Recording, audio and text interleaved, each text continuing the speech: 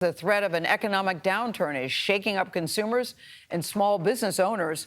A recent survey taken by Goldman Sachs found 93% of small businesses fear a recession, and 89% are affected by inflation, supply chain issues, and workforce challenges. The giant investment bank opens its 10,000 Small Business Summit today in Washington. It includes a lobbying effort to get lawmakers' attention with slogans like small business, big voice, like that. Goldman Sachs CEO and Chairman David Solomon joins us first on CBS Mornings. Good morning to you, David Solomon. It's good to see you. Good morning, Gayle. How are you this morning? I'm okay for a Tuesday morning. We're going to talk about the summit in just a second, but I want to talk about the recession first. Are you preparing for a recession, or are you worried about a recession?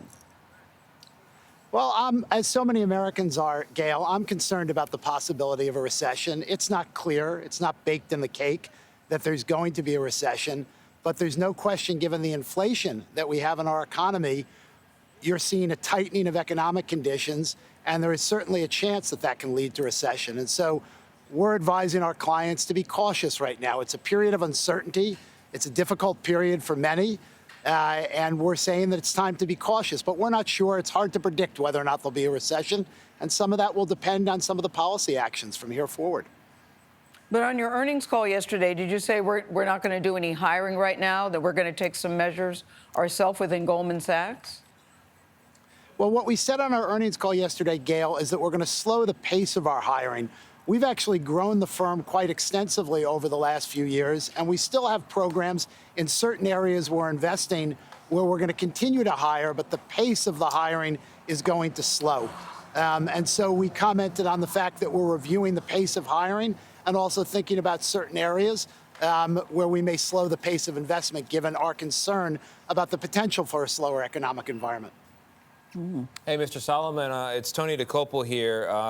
Good morning to you. We said in the introduction that Goldman Sachs, in its own survey there with small business owners, that 93% of small business owners are concerned about a recession. So as you're mixing with those small business owners there in D.C., what are you advising them? What are you telling them? And also, what are you hearing from them about their worries? Well, good morning, Tony, and I appreciate that. And it's true that our survey did say that 93% of small business owners are concerned about a recession.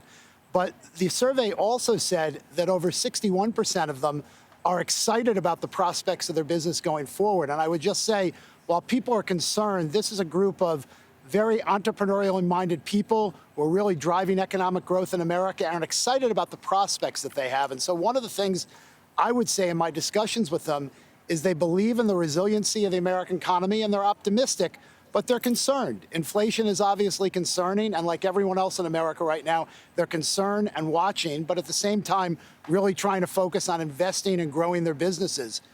And I'm giving them that same kind of advice. I think it's a time to be cautious, but you also have to take a long-term view.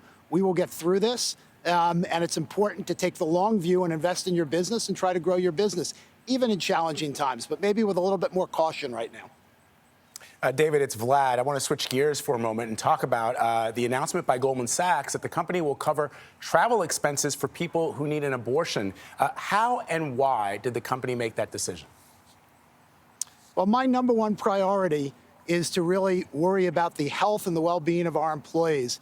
And so after the Supreme Court decision, we looked at our medical policies, and we've decided to make sure that if anyone needs any medical treatment of any kind and they can't find it locally, that we'll support them to make sure they're taken care of, because the health and well-being of our employees has always been my number one priority.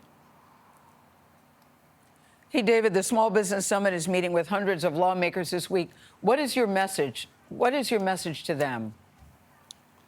Well, I think there's a lot that we can do to continue to support small businesses. Small businesses are such a vital part of economic activity here in this country, Gayle. They support so much of the job growth and job creation in this country. I think there are things that we can do to reignite the Small Business Administration and provide support to access credit for small businesses, to also find ways to support the growth and investment in small businesses. And so we're here to let those small businesses express directly to their legislators how they can be supported to help drive economic growth across the country. David Solomon, thank you so much for your time. Listen, I know you're a man of many talents. When you're not a CEO, one of the top in the country, you're also a DJ. I love your DJ name, DJ D-Sol. D-Soul. D-Sol. There he is. There you go. DJ D-Sol, because you've got an upcoming performance in Lollapalooza. I'm wondering, did anybody ever tell you, David, that's not really a good look for a CEO of your stature and this company? Anybody ever try to discourage you? Because you have a great time at the turntable. I have a hobby, and I enjoy the hobby, and it helps me connect and relate to what's going on culturally, and so I enjoy it, and I'm going to do it periodically. And all the fees that I'm paid to do it, Gayle, all go to charity, particularly with a focus on supporting mental health, which is a big issue right now across the United States. And so I appreciate the opportunity I have to pursue my hobby in my free time. And let's say you're very good at your hobby, Mr. Solomon. We thank you so much for your time. See you later on.